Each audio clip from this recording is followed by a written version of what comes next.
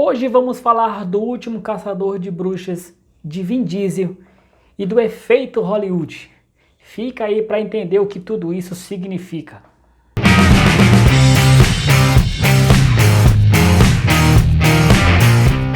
Pois é, gente, eu tava dando uma olhada na Netflix, como sempre, né, vendo lá o que tá em alta, o que tá sendo mais visto, e tava lá O Último Caçador de Bruxas, filme estrelado pelo Vin Diesel, né? Vendo esse filme estar entre os mais vistos, em alta na Netflix, um filme que não é nem novo, já tem um tempo, eu me lembrei daquilo que eu já tinha pensado antes sobre o Vin Diesel e sobre um outro grande astro do cinema americano, que é o Sylvester Stallone, né?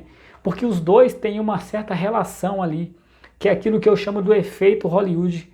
E eu vou falar um pouco sobre isso para vocês nesse vídeo. Mas antes, eu vou falar uma coisa que você já meio que percebeu que é, né? Que é o like nesse vídeo, que é importante.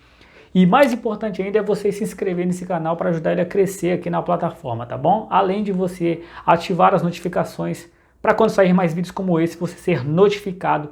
Além de você compartilhar esse vídeo com quem você quiser. Pois bem, O Último Caçador de Bruxas. O filme é aquele estilo clichê de ação misturado com fantasia, de vampiro, de bruxaria, dessa coisa toda que não tem muita novidade. Um filme que eu achei até pretensioso demais, cheio de autorreferências, né? Fala muito para si mesmo, cria todo um universo, né? Não fica muito a desejar de outros filmes de ação, não é uma maravilha, mas também não é uma porcaria. É aquele filme Sessão da Tarde, nota 7.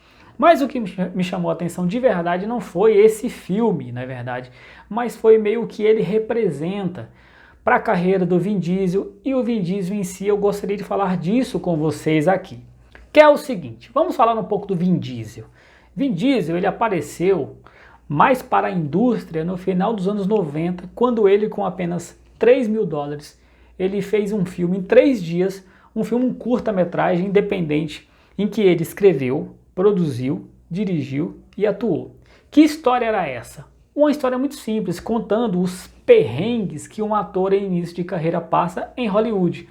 Os testes, as negativas, todas as dificuldades, né? Um curta-metragem, se não me engano, chama Antifacial. Esse curta-metragem chamou a atenção de um grande diretor de Hollywood, que é o próprio Steven Spielberg. Sim, o Steven Spielberg viu esse filme, que conseguiu entrar em Cannes, né? E aí ele ficou impressionado. Aí, 2 anos depois, o Steven Spielberg convida Vin Diesel para participar de um dos seus filmes. Que filme é esse? Nada mais, nada menos do que O Resgate do Soldado Ryan. Se você já assistiu esse filme, você se lembra que ele está lá, ele faz o soldado Caparzo. Uma participação, um personagem pequeno, curto, mas que mostra o quanto foi importante ele ter feito aquele curta-metragem por ter chamado a atenção do Steven Spielberg. Pois bem, 2 anos depois desse filme, aparece o tal do Velozes e Furiosos. E aí, de lá pra cá, tem todos esses filmes que você já viu, a Batalha de Riddick, Triplo X e essa montanha de filmes de ação que ele começou a protagonizar. Por outro lado, a gente tem o Sylvester Stallone. Se você assistiu o filme Rambo, isso eu não vou nem falar do Rocky Balboa, que o primeiro filme ele escreveu, produziu e dirigiu e atuou, e foi aquilo que foi, inclusive, vencedor do Oscar. Mas se você olhar para o filme do Rambo, é um filme de drama de guerra, pesado. Os 2 primeiros terços do filme nem tem lá tanta ação, é mais ele lembrando dos horrores que ele passou na guerra do Vietnã. A ação mesmo é só no último terço do filme. Muito bem, aquela cena final, daquele monólogo do Sylvester Stallone, do Rambo, naquela loja de armas, né, junto com o Coronel Trotman, aquilo ali, cara, é digno de premiação, uma atuação incrível, dramática, pesada. E aí, de lá pra cá, o que aconteceu? Rambo 2, 3 e mais um monte de filme de rock, um monte de filme de ação muito ruim, muito clichêsada, é muito Demolidor, o Especialista e por aí vai. E aí, parece uma coisa interessante que é o seguinte: quanto mais atuação num determinado tipo de filme você vai fazendo, parece que você vai se limitando a interpretar só aquele tipo de personagem. De maneira que quando você vai para outros filmes e que precisa de um maior empenho, por exemplo, dramático, você não consegue entregar. Ou você não consegue convencer porque a audiência já está acostumada com você interpretando só aquele personagem, só aquele tipo de filme, né? E aí, a impressão que eu tenho é que Hollywood pega o cara e fala assim, ó, você fez muito sucesso com esse tipo de filme e a gente só quer produzir esse tipo de filme, porque esse tipo de filme é o que vai dar resultado financeiro, é o que vai dar dinheiro. Esse outro tipo de filme, cara, vamos lá, você pode até fazer, mas é por sua conta e risco, a gente não quer investir, não há muito interesse. O cara tem que fazer uma força incrível para tentar fazer, inclusive tendo que usar os próprios recursos, e os atores não têm essa disponibilidade. E aí, uma vez ou outra, quando eles se arriscam para mostrar que eles são bons atores, não conseguem convencer. É o caso, por exemplo, do Sylvester Stallone naquele filme Copland, que ele faz um papel mais dramático de um policial ali. Ele engordou bastante para fazer esse personagem, mas não consegue convencer. Aí você não sabe se não convence porque o cara não é bom mesmo, ou não convence porque você já está acostumado a ver ele de uma determinada forma. De uma maneira ou de outra, também tem o fato de a indústria ela recompensar muito rapidamente os filmes de ação clichêsados, essa coisa estereotipada. Porque o cara, de um dia para outro, ele se torna um astro mundial, todo mundo dá atenção para ele ganha milhões, ele é reconhecido no mundo todo, e isso fascina muitas pessoas, né? Então, o cara fazer aquele filme mais dramático, independente ali, não vai ter esse alcance todo. O cara faz um filme de 200 milhões de dólares, explodindo tudo, falando frases de efeito e consegue essa ascensão grande. O cara também se deixa seduzir, e aí cria-se toda uma leva de atores que só fazem um determinado tipo de filme e que é desprezado, inclusive, pelos aqueles que fazem, digamos assim, o cinema sério. Inclusive, grandes atores dramáticos, né, eles parecem, na verdade, até se sentir incomodados com a fama. Você pega atores como o Daniel Day-Lewis e o Joaquin Phoenix, parece que assim uma coisa incômoda, né? Você vê o Joaquin Phoenix fazendo discurso de aceitação de prêmio de qualquer uma dessas premiações de Oscar, Globo de Ouro, você quase que sente o mesmo incômodo dele de estar ali, parece que ele não queria estar ali e tal, faz um discurso às vezes esquisito e tal. Eles não gostam muito de holofote porque o negócio deles é se entregar ao personagem, né?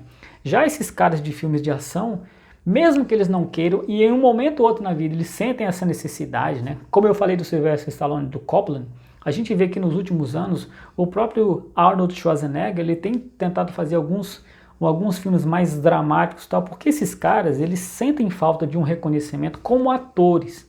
Porque esses filmes de ação é quase como se não fossem atuações de verdade, né? Porque, como eu disse, é realmente uma coisa, é muito clichê, é muito frase feita, e a atenção mais grande é para as cenas de ação mesmo, são as explosões, as lutas, essas coisas todas, as perseguições e tal. E a coisa de atuar mesmo fica em segundo plano.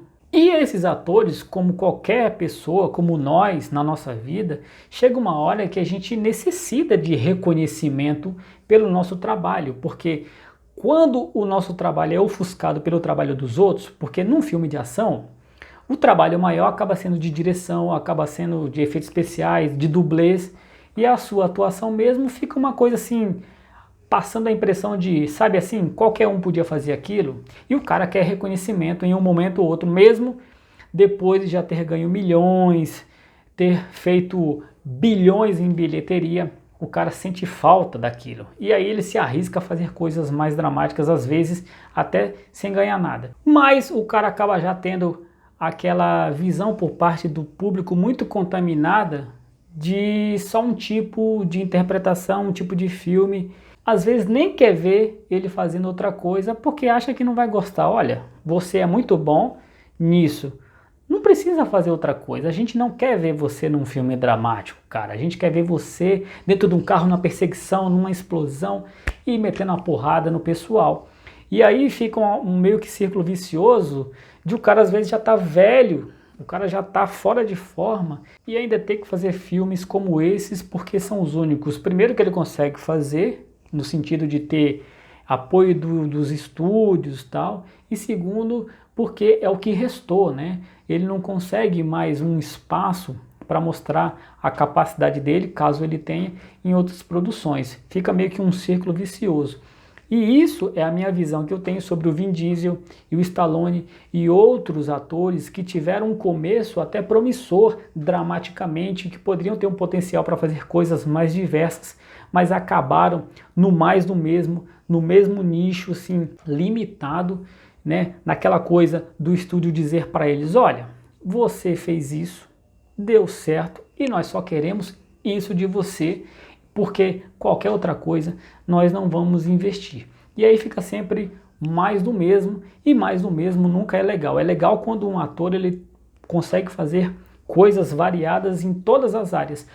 Exemplos a gente tem disso, por exemplo, o Matt Damon é um cara que faz filme dramático e faz filme de ação como ninguém, né? Pô, um dos melhores filmes já feitos, sem dúvida nenhuma, o Jason Bourne, né? Os 4 filmes que ele fez são incríveis e outros filmes dramáticos, né? Que todos nós conhecemos, tá bom? Essa foi minha visão, essa é a minha ideia do que é o efeito Hollywood. Espero que você tenha gostado, espero que você tenha entendido o que eu quis passar de mensagem, e se você gostou eu peço para você dar o like, porque isso é importante, e mais importante ainda é você se inscrever no canal, porque ajuda, dá o feedback, mostra que você está gostando, quer mais desse tipo de vídeo e achou interessante, além de você ativar as notificações e compartilhar esse vídeo com todo mundo, porque isso também ajuda bastante, atrai as pessoas para cá e faz o canal crescer, tá bom? Eu fico por aqui, por enquanto, mas logo mais tem mais vídeos para você, tá bom? Até lá, tchau!